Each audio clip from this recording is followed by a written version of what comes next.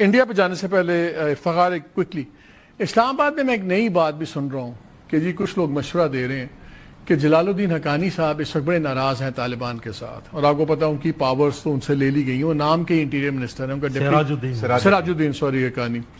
تو یہاں پہ ایک سٹوری چل رہی ہے کہ جی ہمیں ان کو بھی سپورٹ کرنا چاہیے تاکہ ایک اندر پریشر گروپ بن جائے، پھر ہم بڑے ڈائریکٹلی انوالو بھی ہو جائیں گے.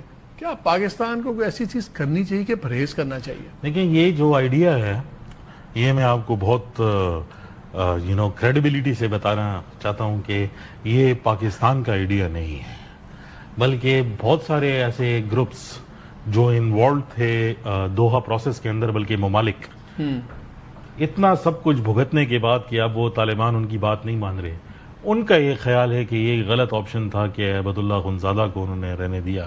It should have been given to Sirajuddin Haqqani. اب وہ یہ ایک پالیسی لیول بات ہے کہ کوئی ایکسٹرنل کیٹلسٹ کریٹ کیا جائے جس کے ذریعے یہ کام ہو.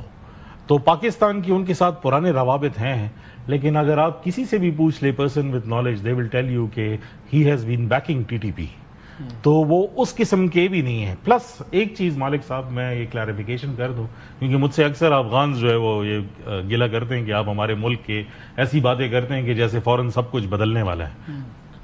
افغانستان کے اندر جو طالبان کے جتنے بھی فیکشنز ہیں وہ فیفڈمز کے اندر ہیں، انہوں نے گروپس اپنے جو ہے وہ بنائے ہوئے ہیں، لیکن سب یہ سمجھتے ہیں کہ اگر سینٹر کے اندر کوئی چینج ہوتا ہے اور وہ ڈراسٹک ہوتا ہے تو پھر سب کے سب جو ہے وہ جائیں گے.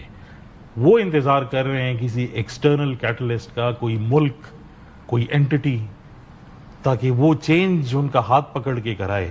اور یہ گروپس اس طرح بنے ہوئے ہیں جس میں ٹریڈرز بھی ہیں، جس میں پرانے جو ہے جو رجیم کے لوگ تھے وہ بھی ہیں، اور وہ ایک کانگلومریٹ بنا کر جو اصل ایک آئیڈیا تھا مخلوط حکومت کی افغانستان میں، یہ اسے ریلیٹڈ ہے.